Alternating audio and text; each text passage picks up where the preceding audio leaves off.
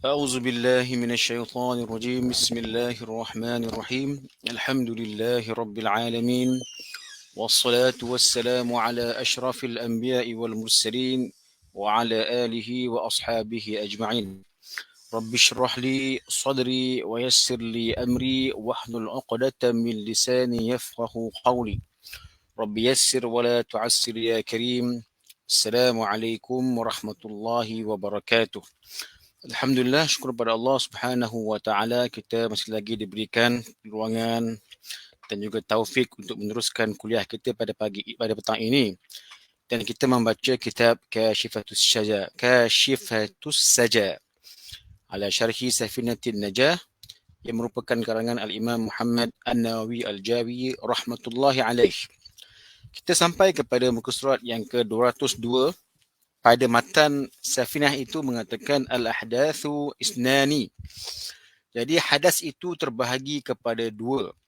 Pertamanya asgharu wa akbaru. Asghar itu dipanggil yang kecil.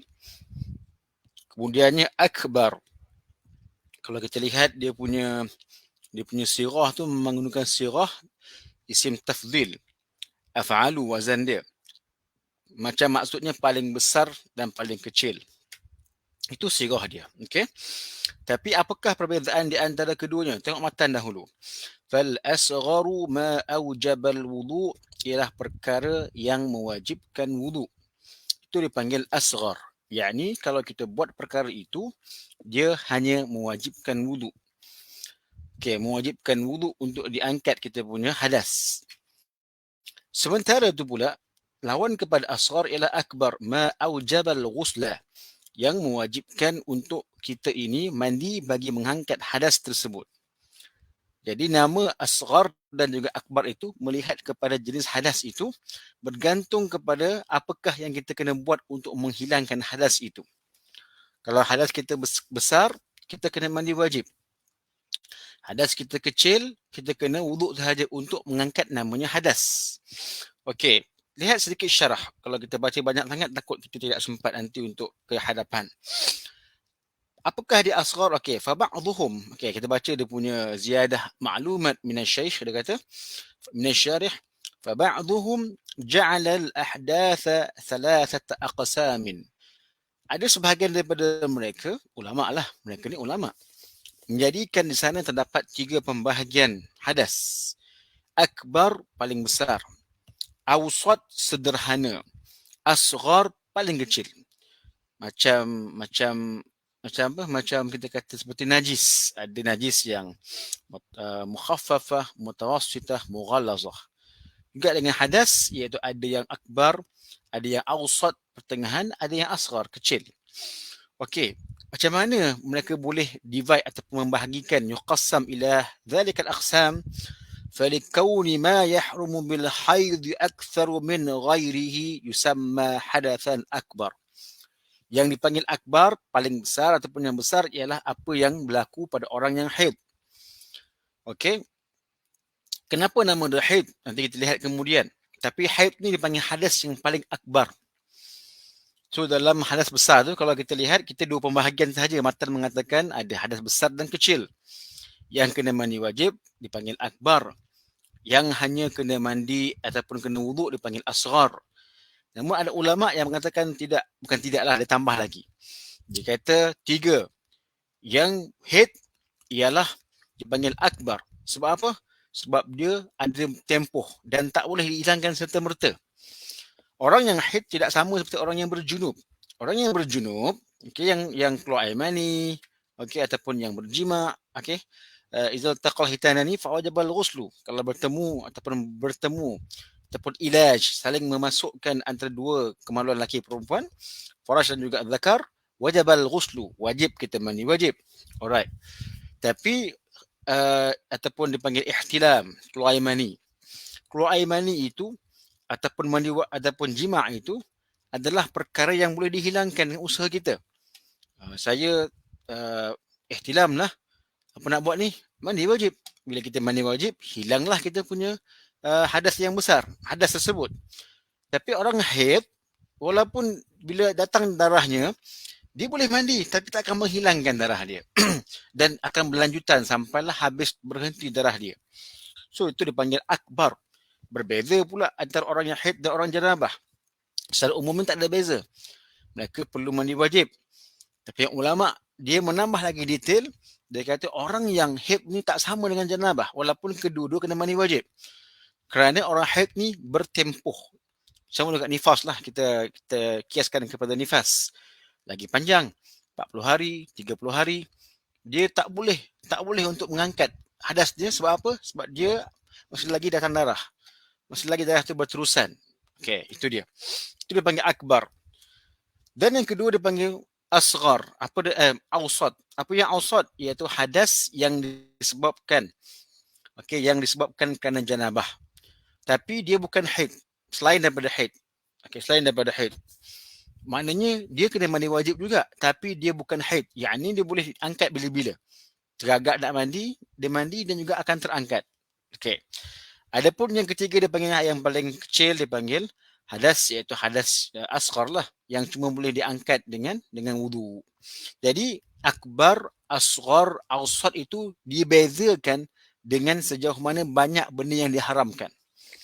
Okay, lagi banyak benda yang diharamkan, lagi besarlah dia punya level dia. Orang yang tidak ada wudu, dia boleh lagi baca Quran walaupun tanpa pegang mushaf.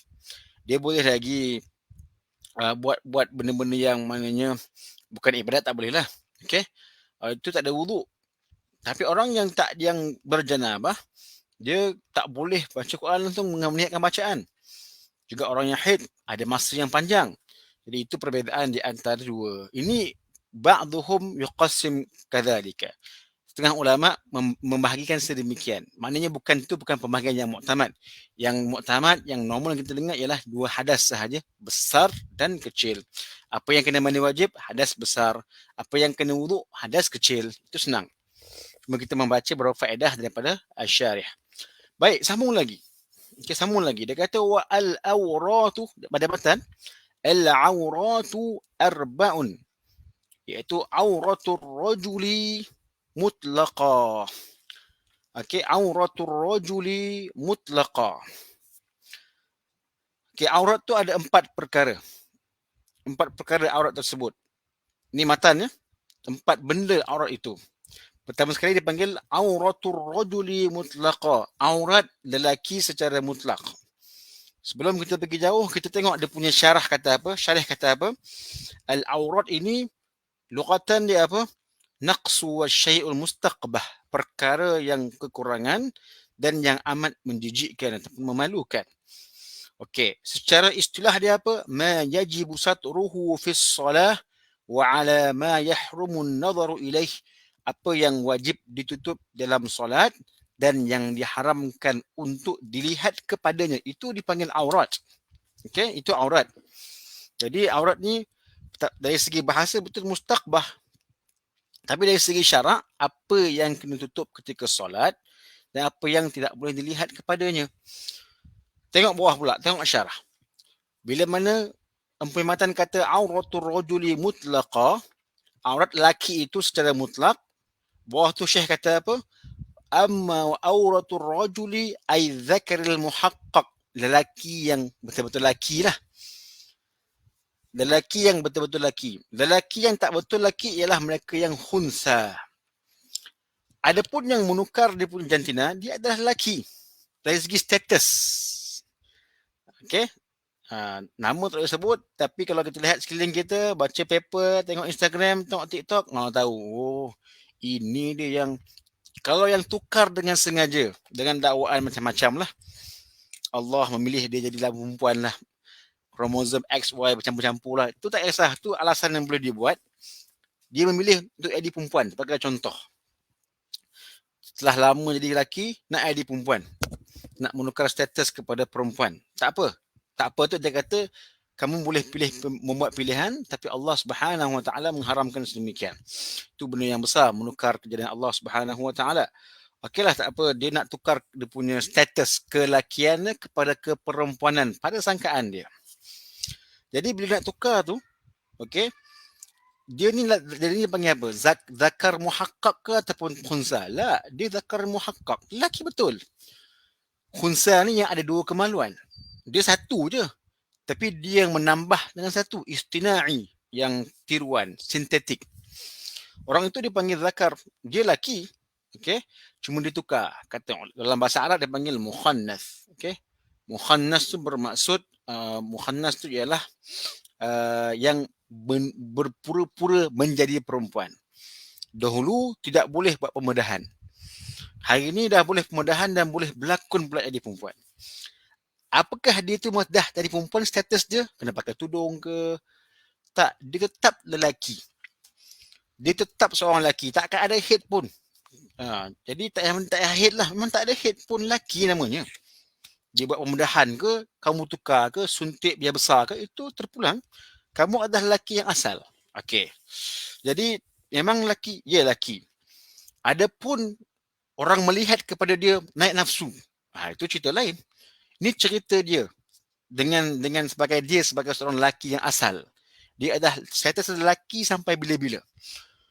Tambahlah apa pun, buanglah apa pun, dia tetap lelaki. Erti kata, kalau dah ditambah, tambah tu yang kita nampak lah, dah dibuang, tiba-tiba dia insaf, dia akan kembali lelaki yang biasa. Walaupun muka dia cantik, dah pakai macam-macam. Itu dipanggil zakar yang muhaqqaq. Adapun ditukar tu dia panggil mukhannas. Adapun kes orang melihat pada dia menimbulkan syahwat. Kan? Adapun orang yang menukarkan itu, yang tengok tu memanglah dia tukar sungguh-sungguh. Lebih indah daripada perempuan, kecantikan dia. Maka itu hukum pula yang melihat. Orang yang melihat tu hukum nombor 2. Itu hukum pihak lain. Kita cerita pihak dia sendiri. Sekarang ni dalam bab ni cerita pihak tu sendiri. Okey, zakar yang muhaqqaq. Zakar yang muhaqqaq. Walau kafiran, walau abdan, atau sabiyan, walau ghair mumayyiz. Kafir ke, hamba ke, kanak-kanak ke, walaupun tak mumayyiz. Okey. Dia kata apa? Mutlaqah, secara mutlak, sawa'un fi solah atau kharijaha, atau kharijiha. Sama ada ia berada dalam solat ataupun di luar solat. Ialah apa dah? Khabar dia apa? Khabar kepada aurat rajul ni, apa khabar dia? Ma baina surrati war rukbati. Di antara pusat dan juga lutut. Itu aurat lelaki. Dia dalam semayang pun dia boleh tutup tu sahaja, antara pusat dan lutut. Lebihkanlah sikit. Itu tempat dia. Jadi kalau semayang tanpa pakai baju sah ke? Ya, sah lah. Semayang pakai tuala yang agak labuh daripada atas pusat sampailah bawah lutut. Tapi nampaklah betis dia. Nampaklah dada terbuka bulu-bulu bagian ni. Sah ke semayang? Nak kata sah, sah. Kenapa? Sebab menutup aurat. Okay. Adab tu suku pula. Adab tu tidak bagus. Adabnya berpakaian bersih, kemas dan juga lengkap. Okey, habis. Lakin, tengok Syekh ni cinta cerita dia. Binisbati linadhari maharimiha wa mathiliha, amma nafsu surrati wa rukbati falaysa bi'auratin. Adapun dinisbahkan ataupun dilihat pada perspektif yang mahram dia melihat kepada dia. Mahram dia, kakak dia, adik dia. Ni cerita lelaki, bukan cerita perempuan, cerita lelaki. Dia punya mahram tengok pada dia. Dia tu lelaki. Objek kita lelaki sekarang ni. Kita bincang pasal lelaki. Lelaki Islam ke, tak Islam ke, aurat dia di antara pusat dan lutut. Tapi dinisbahkan kepada yang melihat di kalangan mahram. Mestilah yang perempuan. Lelaki tengoklah, tak apa. Perempuan tengok ataupun yang lelaki tengok. Amma nafsu, okey. Itu semua dinisbahkan kepada perempuan yang menengok atau lelaki yang melihat. Amma nafsu surrati wa rukbati falaysa bi'auratin. Adapun pusat dan lutut itu sendiri. Surrah tu pusat, rukbah tu lutut. Lakin yajibu satru ba'dihima min babi ma la yutimmul wajib illa bihi fahuwa wajib. Okey. Nak dikatakan, okey, bila orang kata aurat dia di antara pusat dan lutut. Okey. So orang tanya, adakah pusat lutut tu aurat? Kita kata tidak. Katanya falaisa bi'auratin. Tapi kena tutup. Kenapa pula? Sebab kalau tak tutup pusat tu mungkin terbuka yang lain-lain. Oleh itu dengan menutup pusat dan menutup lutut memastikan bahawasanya pusat dan lutut telah pun tertutup, sekaligus menggambarkan bahawa pusat hingga lutut telah pun ditutupi. Sebab kalau kita buka lutut ataupun buka pusat, berkemungkinan yang lain juga akan terbuka. Okey, itu term dia. Macam kita berwuduk lah. Nanti kita akan baca. Bila kita berwuduk, dia kata basuh hingga ke siku. Adakah sampai siku ngam-ngam ataupun lebih sikit? Lebihkan sedikit. Bila kita lebihkan sedikit, memastikan pasti telah terbasuh kita punya siku. Demikian juga dengan kita membuku lali kita. Demikian juga dengan kita punya tutup aurat. Bukan ngam-ngam kita pakai seluar atas pusat. Kita ukur tu. Pastikan betul-betul atas pusat. Tak. Lebihkan sedikit ataupun tutup seluruh pusat kita lah, okay? Dan juga kita punya ni kita lelaki bukan perempuan, lelaki. Dan kita punya lutut untuk membuktikan memang saya telah pun menutup semuanya di antara pusat hingga lutut dengan muhaqqaq, confirm. Kaedah kata apa? Ma la yutimmul wajib illa bihi fahuwa wajib. Tidak akan sempurna menutup aurat di antara pusat dan lutut melainkan tutup sekali pusat dan lutut. Barulah confirm tutup kesemuanya. Okey, terus lagi. Amma auratuhu binnis. Okey, tapi tadi tu yang kita bincang tadi tu, kalau yang tengok dia tu sesama dia laki-laki ataupun mahram dia, kakak dia, makcik dia, anak buah dia yang perempuan. Okey. Kakak tengok adik tak pakai baju. Okey, pakai kain je. Okey. Adik perempuan tengok abang ni yang dah cerita besar lah. Kalau tengah baru bayi 2 tahun tu tak ada ambil kira lah. Bila kita cerita kat sini, kita akan cerita yang besar ataupun yang dah pun mumayyiz ataupun yang dah pun bagi mustaha. Mustaha ni maknanya ada syahwat.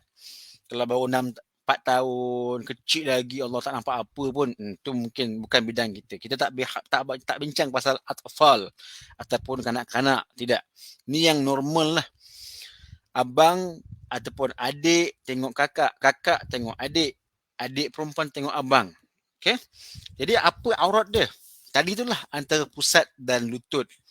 Anak buah tengok pakcik, pakcik tengok anak buah, makcik lah, makcik, mak ngah, mak long, mak tam ke tengok anak buah lelaki lah. Anak buah ni besar lah, matang lah. Okay. Itu dia antara pusat dan lutut. Tapi tak semua keadaan lah. Pakai juga baju. Maksudnya kalau tengah buat kerja terangkat kaki ke kan, tengah duk gotong royong peringkat keluarga kita terselak kain ke, itu okey lah. Tapi bukanlah itulah pakaian dia ada. Apa kamu ada? Kain. Kulu-kili kain dia tak pakai baju. Bukan macam tu. Jadi maknanya kalau ternampak ataupun kalau terselak, keluar beli air duk kampung tak pakai baju, jadi benda tu dimaaf, itulah dia punya kuyut ataupun dia punya had aurat dia. Bersama mahram atau bersama lelaki yang sama dengan dia. Laki lah. Laki sama laki. Amma auratuhu bin nisbati li nazaril ajnabiyyati ilaih fajami'u badanihi. Adapun aurat orang perempuan yang tak ada kena-mena dengan dia ataupun perempuan tu ajnabi. Perempuan yang ajnabi, perempuan yang boleh kahwin lah. Tu senang cerita lah. Siapa perempuan ajnabi ni? Orang kafir ke? Ataupun orang putih ke? Bukan. Orang yang kita boleh kahwin dengan dia. Tanpa mengira agama, tanpa mengira bangsa, agama dan sebagainya. Kalau agama dia convert, kita boleh kahwin kan? Walaupun orang Buddha ke, orang Kristian ke. Itu semua dipanggil ajnabiyah. Sebab ada yang faham, yang tak boleh tengok ni perempuan Islam je. Sebab kita boleh kahwin dengan dia. Tak. Ajnabi yakni kalau yang kafir pun, kita boleh kahwin dengan dia. Kalau dia convert ke dalam Islam. Ataupun kalau dia i'tanaqal Islam, masuk Islam. Itu pun dikira ajnabiyah juga. Yang penting perempuan tu kita berpotensi ataupun boleh kahwin dengan dia. Kalau macam tu, kalau saya ni baru 20 tahun. Perempuan 40-an, kira macam tu tak? Saya tak nak kahwin dengan dia pun. Dah tua dah. Kira juga. Sebab mustahah, sebab boleh jadi kita kahwin dengan dia. Tak mustahil pun. Jodoh tak mengenal umur. Okey, jadi benda tu boleh berlaku. Sebab tu dia guna kalimah ajnabiyah. Okey, ajnabiyah. Baik. Apa kata dia? Fajami'u badanihi. Itu khabar dia. Ke seluruh badan laki itu. Ni kena baca betul-betul. Hatta wajah wal kafain. Di sini kita boleh tahu Syekh ini sampai wajah dan kafain. Pula nak kena pakai niqab ke? Maksudnya wajah dan tapak tangan lelaki ni pun, anda pun kena pakai niqab ni, kau ngajar ni. Kan? Lah ni pakai mask saya masalah lah. So kita baca walau inda amnil fitnah, walaupun seketika tidak ada aman fitnah. So kita tengok pendapat ni. Wallahu subhanahu wa ta'ala alam. Kalau kita baca dalam kitab Kifayatul Akhyar, dia akan ada dia panggil syarah ni lah. Buka kitab Minhaj, ada syarah ni lah. Okay. Jadi ini mungkin pendapat yang tidak muktamad. Okay. Tidak semua syuruh dalam kitab Safinah ini ataupun syuruh pada mana-mana kitab mereka mengambil yang muktamad. Berkemungkinan pendapat Syekh Nawawi Al-Jawi berkaitan dengan tempat dia yang tinggal di Mekah. Kalau kita tengok hatta wajah wal kaffain, tak silapnya ramai ulama kita yang tak tutup muka pun laki lah. Okey. Auratuhu binisbati li nadhar al-ajnabiyyati ilaihi fa jami'u badanihi fa yahrumu 'alayha an tanzura ila syai'. Okey. Sabar. Baca balik.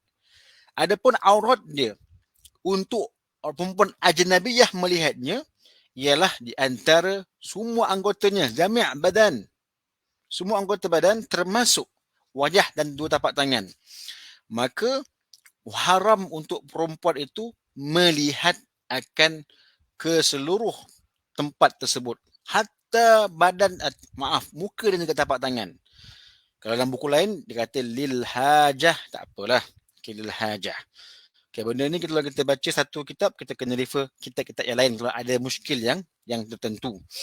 Okey, jadi secara umumnya ada sebuah hadis Nabi SAW di mana Nabi menegur akan Sayyidah Aisyah yang melihat, kalau tak silapnya, ialah Abdullah bin Umi Maktum yang beliau ni tidak nampak ataupun buta. Okey, maka Nabi kata jangan tengok dia.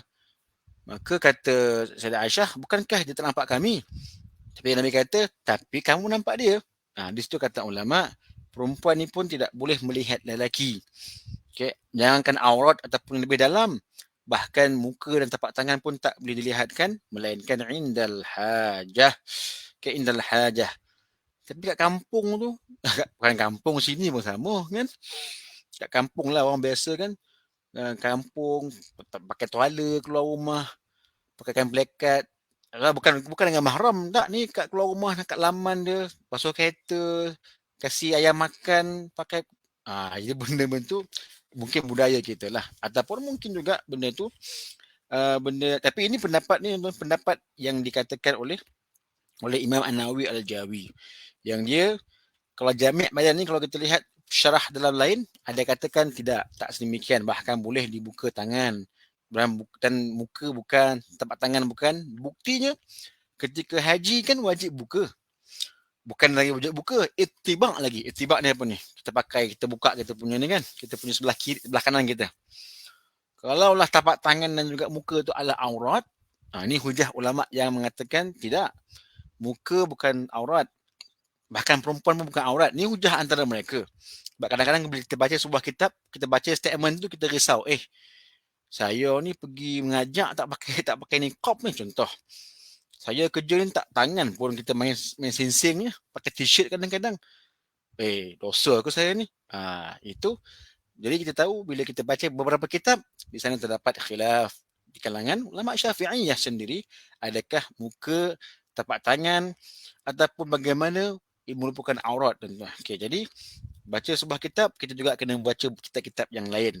Berkemungkinan dengan waqi' di Mekah macam itulah dia. Tapi kalau tempat lain macam mana?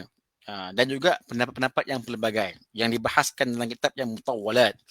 Okey, yang akhirnya mengatakan kalau betul lah muka dan tapak tangan itu adalah aurat untuk lelaki sekalipun, bagaimana ia boleh dibuka ketika berihram, buka ketika bersa'i dan sebagainya lah. Itu di antara perbincangan yang begitu panjang dan juga baik untuk ilmiah kita. Okey.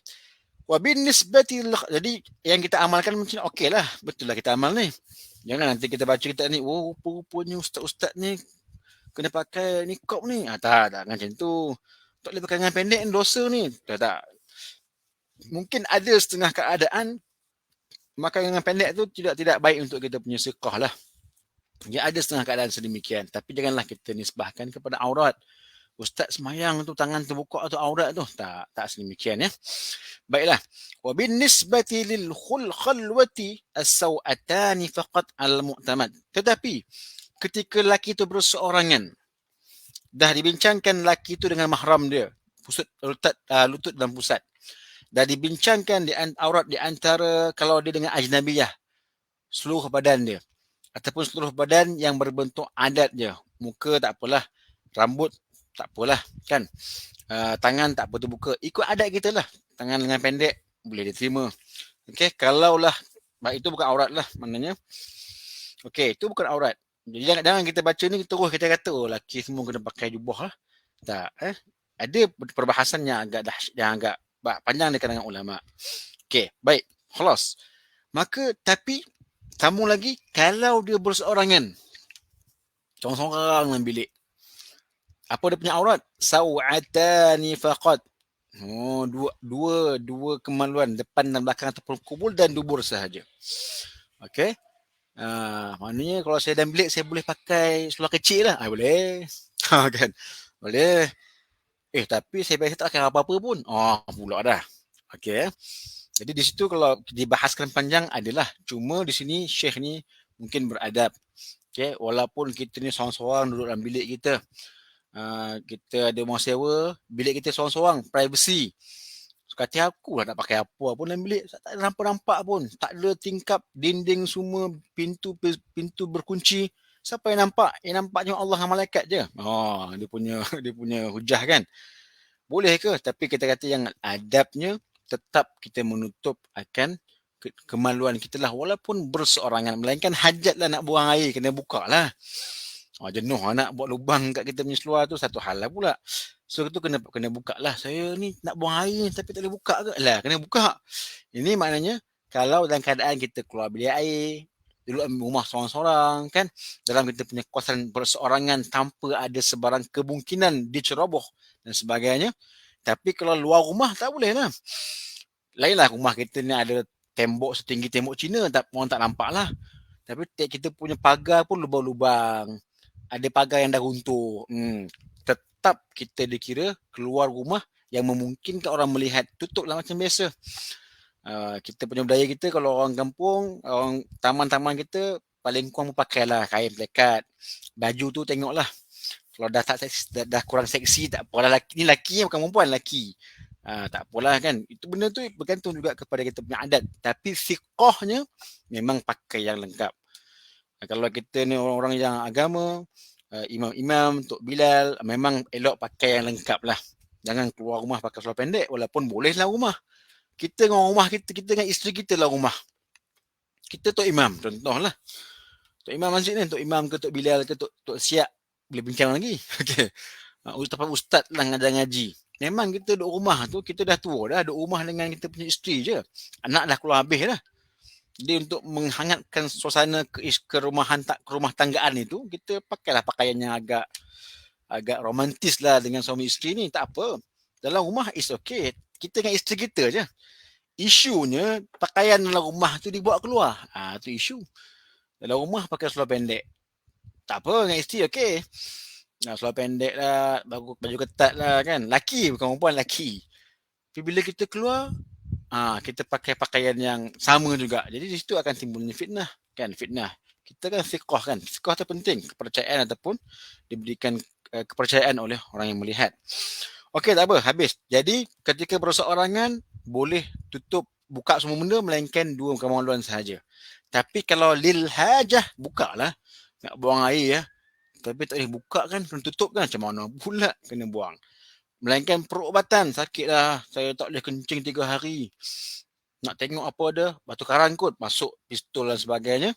Pistol lah, masuk benda tu sebagainya memang akan dilihat dan dibuka. Itu bab-bab mudawah perubatan tu memang ada kelonggaran yang begitu agak luas lah. Khalas, habis. Far'un. Ada far'un pula ni. Kita apa? Kita baca syarah. Kita baca syarah. Sorry, kita baca matan. Wal amati fi salati ma baina surrati wa rukbati. Jadi amah ni diatafkan kepada lelaki tu. Jadi aurat amah Amah ni apa? Hamba perempuan. Hamba perempuan ni macam mana? Dia ada hamba yang sama ada hamba itu khunsa. Mesti hamba. Hamba yang khunsa. Hamba perempuan ni amah. Bukan abad. Bukan abd. Amah. Okay, amah. Amah ni perempuan. Hamba perempuan. Hamba perempuan sama ada khunsa. Apa khunsa ni? Perempuan ataupun lelaki yang ada dua kemaluan. Ingat, dua kemaluan bukan kemaluan yang dibuat. Yang dibuat tu bukan khunsa. Tu mungkin dipanggil mukhannas. Ataupun yang belagak, yang buat-buat. Amah tu amah yang khunsa. Ataupun amah tu amah yang membawa Allah. Dia merdeka separuh. Yang lagi separuh, dia kena merdekakan diri dia. Mudabbarah yang dah ada perjanjian dengan tuan dia. Mukatabah juga sedemikian. Ummu walad, hamba perempuan yang mengandung ataupun melahirkan anak tuan dia, nanti tuan dia meninggal, dia akan merdeka. Automatik. Ini satu terma yang kita tak baca sangat. Sebab apa? Hamba dah tidak ada. Tapi kita kena belajar jugalah. Sebab dalam Quran banyak pasal hamba. Al-amah, ima dan sebagainya. Baiklah. Hamba perempuan ini, walaupun dah tak ada lagi hamba, tapi kita tengok secara fiqh dia. Hamba perempuan ini, dia punya aurat dalam solat sama macam lelaki. Apa? Ulang balik. Hamba perempuan ini, dia punya aurat ketika solat sama macam lelaki, iaitu antara pusat dan lutut. Kita pun imagine. Dia imagine pun nampak tu. Perempuan solat tutup pusat lutut je. Macam tu. Ya Allah. Ya Allah tu kan. Dia dah nampak Allah tu, dia dah macam bayang tu. Ya. Aurat ketika solat. Tapi kalau dia semayang kat masjid, jangan buat hal. Ni kalau hamba. Tak ada lagi dah hari ni. Just untuk kita discuss for the sake of discussion ataupun for the sake of knowledge. Kalau hamba itu perempuan, kalau dia bersolat, aurat yang wajib ditutup ialah antara pusat dan lutut. Inda amnil fitnah. Walaupun tak ada sini. Kalau dia khulwah. Kalau semayang dekat rumah seorang-seorang. Tapi kalau semayang dekat masjid, tuan dia bawa. Jom. Siapa nama perempuan ni? Apa nama? Nak panggil nama apa? Mary lah. Mary, kita pergi semayang masjid. Pergi dengan tuan dia. Itu memang kena pakai proper lah. Pakai macam tu. Boleh tak khusyuk tak imam nanti? Mungkin tak boleh. Okay, macam tu. Jadi, itu kalau amah perempuan, hamba perempuan. Dalam solat, macam lelaki solat. Tutup wajibnya antara pusat dan lutut sahaja. Habis cerita. Tengok matan. Wa auratul hurrati fis salati. Adapun aurat perempuan yang berada dalam solat. Perempuan. So perempuan ni kita kata aurah hurrah, perempuan merdeka. Antum semua. Ataupun bukan antum semua lah. Boleh katakan 99.9% perempuan di alam ini adalah hurrah. Sebab sistem hamba dah tak ada lagi dah. Baik. Okey. Baik boleh. Okey. Perempuan yang merdeka, kita semua ni, kalau bersolat, apakah aurat dia? Jami'u badaniha ma siwal wajhi wal kaffain, keseluruh anggotanya melainkan tapak tangan dan juga muka. Kita dah biasa buat zahran wa batinan ilal qaum. Tangan ni lah. Tapak tangan ni zahir dan batin. Ni dia panggil zahir, ni dia panggil batin. Kenapa pula? Bila kita tumbuk, kita genggam, tak nampak lagi dah dalam ni. Okey, khalas. Itu kita dah buat. Okey, dan tak wajib tutup pun. Okey. Sambung lagi, tetapi wa auratul hurrati, bukan tapi tambahan, manakala wa auratul hurrati wal amati indal ajanib, tetapi kalau aurat perempuan tadi tu, yang hamba tadi tu, yang semayang tak pakai baju tu, tak pakai baju, yes, semayang seorang-seorang kat rumah, dia punya aurat ni semualah di antara pusat dan lutut. Jadi si Mary ni, kalau di Islam lah Mary ni, bila dia solat di rumah, dia akan wajib tutup pun macam lelaki lah. Kalau seorang-seorang, tutup di antara pusat dan lutut. Ini cerita hamba. Tolong tag dia punya tema dia, hamba perempuan. Hamba. Bukan yang kita buat, saya baca kitab tu kata bolehlah semayang tutup pusat lutut je, kita ni perempuan. Tak. kita tu perempuan yang hamba. Abang ambil maklumat. Jangan buat hal lah. Jangan silap faham. Bahasa betul-betul. Tapi kalau perempuan itu merdeka ataupun perempuan yang hamba, dia berada di sisi ajanib, iaitu lelaki yang boleh kahwin, yang boleh dikahwinkan. Arti kata tidak ada halangan daripada istilah mahram ataupun halangan maharim ataupun halangan kemahraman. Okey, walaupun non muslim. Saya ni Islam, laki tu bukan Islam, tak kahwin kot kita. Tak. Kemungkinan boleh kahwin kalau dia convert.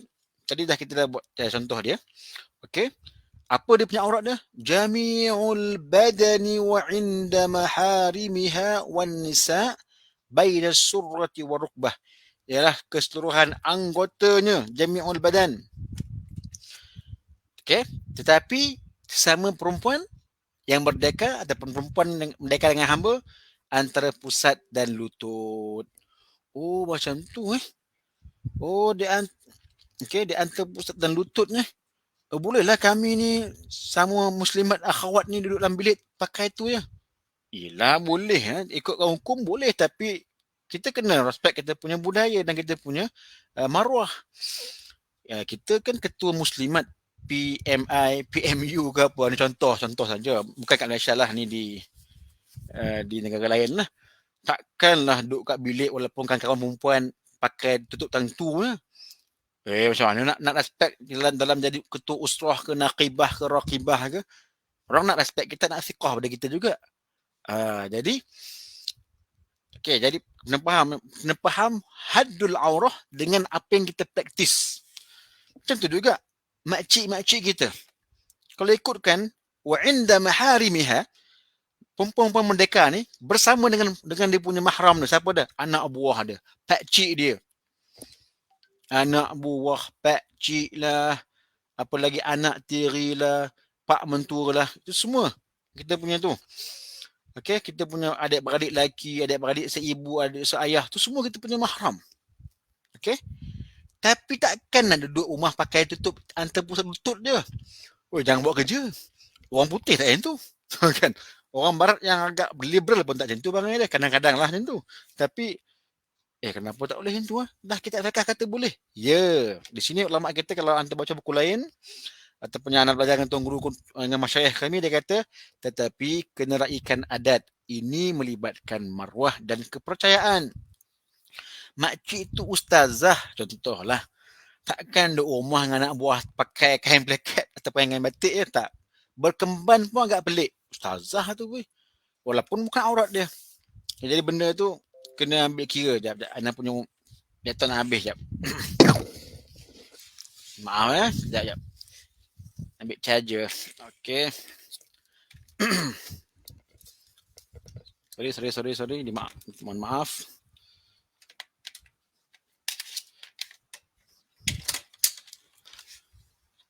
Okey, baiklah. Jadi kena ambil kira perkara berkaitan dengan hukum. Hukum dan juga kebiasaan kita. Kita orang Melayu macam tu. Dulu mungkinlah kita boleh berkemban kat rumah. Bukan kita lah. Kita nenek moyang kita berkemban. Bila dah makin belajar, tak boleh lah. Berkemban tu mungkinlah dengan anak buah yang kecil tu boleh berkira lah. Tapi anak buah dah besar, anak buah pun nak kahwin dah. Kan? Walaupun tak aurat. Tak aurat secara umum tak aurat. Sebab kami, saya makcik dia, mak lang, mak teh, mak tam, mak apa lagi tak kisah lah. Ni betul ni anak akak saya ni, contoh. Tapi dah besar budak tu. Kita pula nampak macam comel sikit. Contoh. Jadi benda tu walaupun makcik kita, tapi kehormatan itu penting.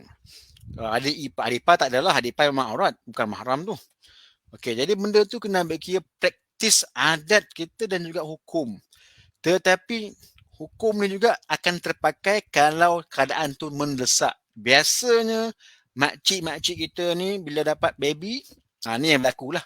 Dia duduk rumah dia nak menyusukan anak. Bukan susu botol, susu asli lah, susu buah dada tu. Okey. Sadyun, radhi', ataupun memberikan susu. Terselak, nampak apa tu terpulang lah.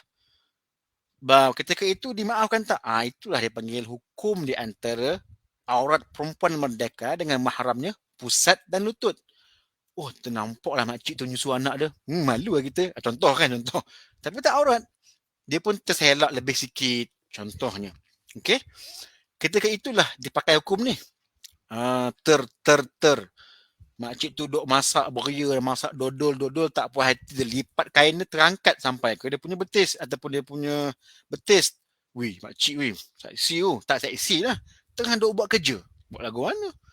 Takkan nak pasal dodol ni nak pastikan dodol tu sedap. Jadi terangkatlah dia punya kain dia sampai dia punya betis dia. Aurat ke? Memang tak aurat pun sebab auratnya ialah di antara pusat dan lutut bersama dia punya mahram dia. Dan dia pun memang kena buat macam tu. Okey, macam itulah kata tuan-tuan guru kami. Bukanlah dalam keadaan biasa pun tak kena mengena. Pergi ke rumah anak buah dia tak pakai baju. Pergi rumah pakcik tak pakai baju. Pelik lah macam tu. Bukan macam tu. Jangan faham macam tu. Hukum fiqh ni dihukum. Bila kita nak apply, kita kena tengok pada kita punya budaya. Kalau budaya kita lebih mengetatkan, hadha afdal. Kalau kita punya budaya lebih ketat, walaupun tahu antara anak buah makcik ni dia punya aurat dia ialah pusat lutut, tapi kami ni lebih menjaga. Hadha afdal. Itu kan cantik. Itu kan lebih cantik. Okay? Jangan kita ambil ni sebagai kita kena tukar kita punya amalan ni. Boleh ya, selamba kita kan tak. Kita kena faham di antara membaca hukum fiqh dan mengaplikan dalam budaya kita yang telah pun tersedia. Dan apatah lagi dia terkait dengan fiqh, terkait dengan kepercayaan, terkait dengan sifat malu manusia. Dan benda itu dilebihkanlah. Walaupun tak haram, tapi warak ataupun malu lebih afdal. Okey, baiklah. Apa ni duk rumah pakai kopiah ni, ya Allah. Bukan aurat pun rambut tu. Tak apalah. Lebih bagus. Kan kadang-kadang tengok anak buah perempuan, pakcik dia mari. Pakcik dia tu merupakan adik mak dia ataupun adik abah dia. Boleh dia buka tudung. Tapi tak boleh lah. Dah belajar kitab Kashif Saja ni. Dah masuk UM kuliah syariah. Takkan nak buka tudung. Kan dia macam tu. Jadi bukannya aurat tidak. Tapi kita lebih menjaga kan. Itu pun cantik lah. Okay. Yang lebih cantik adalah cantik. Itu cantik. Itu afdal. Tengok buah sikit. Dia nampak tadi hilang pula dah dia. Sekejap. Baik, tengok sikit bawah tu, tengok sikit syarah. Lama kita 3 muka main sini, tapi tak apa, yang penting dapat point, dapat konten. Wa inda maharimiha, tengok bersama dengan mahram, siapa pemahram tu? Mahram kepada perempuan itu. Okey. Dan perempuan wanisa dan perempuan-perempuan lain. Mutlaqan secara mutlak. Ghairil kafirati fil khurrati khasatan, tapi dia kata selain daripada kafir yang merdeka. Okey. Amma kita nak baca aurat perempuan dengan kafir macam mana ni? Nak tengok ni. Amma bin nisbati linisa'il kafirat walau fil khurrati fama 'ada ma yabdu 'inda al-mihnah. Tu dia. Tapi kalau di antara perempuan merdeka, antum semua ni, siapa-siapa pelajar-pelajar perempuan lah, bukan antum lah, maknanya perempuan Muslim lah, dengan perempuan kafir. Ini akan ada isu. Duduk asrama satu bilik. Duduk rumah roommate kita. Kita perempuan. Tapi geng kita kan geng daripada sekolah rendah, sekolah menengah. Cuma dia tak dapat hidayah je. Kita dakwah tak nak masuk. Tapi kita geng dengan dia. Duduk pula serumah, dah kerja duduk serumah. Michelle lah perempuan. Michelle duduk dengan I lah. Okey lah, I pun okey dengan you, I kenal you. Macam tu lah cerita dia. Duduk serumah. Okey. Apa kata Syekh, apa kata buku ni, Syekh Nawawi kata apa? Ada perempuan kafir ni yang bukan Islam, kita boleh buka apa yang biasa dilihat ketika kita ni bekerja. Mihnah. Saya ni masak ni tak apa, nampak tangan sikit tak apalah. Ai khidmati wal ishtighal bi qada'i hawaijha. Di situ timbul isu. Habis tudung, habis rambut. Aurat benda ni isu besar. Kita faham dia berlaku sukar apabila duduk serumah. Serumah gagah lagi. Pun juga rimah kita nak kena pakai tudung. Tapi duduk satu bilik. Takkanlah setiap masa bertudung, tidur bertudung. Jadi benda tu menjadi isu. Jadi benda ni kadang-kadang ada dibahaskan oleh para ulama kita. Ada saya pernah terbaca. Tapi ini kena refer balik lah. Okay? Ada yang katakan tak payah ikut mazhab lain lah. Payah kita nanti. Paling cantik kita tak payah duduk dengan rumah dengan mereka. Tapi ada ulama kita kata hujah tersebut tidak begitu kuat. Kena refer balik. Okay, refer balik pada pandangan yang lain ataupun buku-buku lebih mutawalat. Okay. Cuma kalau kita terpaksa, secantiknya kita menjagalah kita punya maruah ataupun kita punya kehormatan lah dan sebagainya. Okay. Kita lebih selesa bab aurat ini lebih menjaga berbanding lebih melonggarkan. Lain kan terpaksa. Saya terpaksa. Dah sebilik tu, payahlah hidup kita kan. Tapi kalau serumah tu boleh gagah lagi. Pakailah scarf biasa je. Okay. Jadi benda tu lebih menjaga tu, lebih kita memberikan satu kredit ataupun satu merit daripada dia. Okey, tapi kalau ada siapa yang ada masalah yang muskil, kaya duduk serumah sebilik, tu kena tanya, kita kena bincang kemudian lah. Itu akan dipanggil hukum yang khusus pada orang tertentu lah. Okey, tapi tetap kita cenderung untuk mengatakan menjaga tu lebih yang terbaik. Okey, baiklah. Tak payah baca tambih, terus lagi. Panjangnya. Okey, dah habis lah kita ni. Dah habis sampai kepada wanisa bainas surati wa rukbah. So sikit lagi 5 minit. Kita habiskan sikit. Tengok far'un yang kemudian pada muka surat yang ke-206 tersebut. Far'un tajibus salatu ala man ittasafa bihadhihi sifati sit. Wajib solat pada mereka yang bersifat, yang ada memiliki 6 sifat ini. Apa dia? Islam. Kedua, bulughus sin bil ihtilam atau bil haid, sampai masa dipanggil baligh. Baligh ni sama ada cukup 15 tahun, kalau kita baca kita akan nampak, ataupun kita ini datang haid untuk perempuan ataupun ihtilam untuk lelaki. Orang Melayu normally umur 12, 13, 14 akan datang ihtilam, lelaki. Lambat sikit 14, 15 lah. 15 tu kalau dah 15 walaupun tak ihtilam, dikira dah pun baligh. Okay, itu yang paling haddul aqsa, paling maksima. Macam budak kecil, tak suara tak pecah, perangai macam budak kecil, 15 tahun tetap dah dikira baligh kalau dia sihat lah. Okay, perempuan juga sedemikian, tapi normally orang Melayu perempuan 12, 13, 14 pun juga dah pun datang haid. Okay, terlewat sikit 15. Tak datang haid juga, 15 pun dikira sebagai baligh, sinnul baligh, umur telah pun baligh. Yang ketiga dia panggil aqlun, berakal. Maka tidak ada solat bagi orang yang gila, yang pingsan dan sebagainya. Bahas panjang tapi kita ringkaskan. Rabi' yang keempat, salamatu ihdal hawasil sama' wal basar, fala tajibus salatu ala man khuliqa asam a'ma walau natiqa. Orang yang nak semayang ni yang boleh terima maklumat, daripada mendengar ataupun melihat.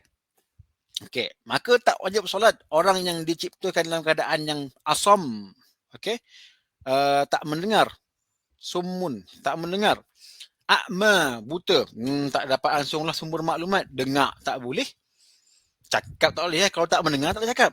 Itu dia punya undang-undang, kenapa tak boleh cakap? Dah tak mendengar, buat macam mana? Okey, dia tak mendengar. Dan kalau kita baca pula ilmu OKU ni, tak mendengar ni banyak pula level dia. Tak mendengar sebelah ke, tak dengar langsung ke, pekat wadak dah panggil kan, ataupun tak dengar sikit ke, pakai alat nampak clear ke, macam pula perbahasan dia. Ulama kita cuma bahaskan asam, kita boleh faham, tak dengar langsung. A'ma, tak nampak langsung. Orang macam ni apa hukum dia? Terangkat taklif lah. Tak sembahyang, nak sembahyang macam mana? Tak dapat maklumat langsung untuk diterima. Tengok, tak boleh tengok. Nampak, memang tak nampak lah. Dengar, tak boleh dengar. Walaupun dia boleh bercakap, tak tahulah mana dia dengar pun, dia boleh cakap bahasa dia kot. Tapi tak apa. Orang macam ni tidak akan wajib semayang. Jangan duk ajak lah. Kalau dah betul-betul dah terhalang lah dia punya hawas tu.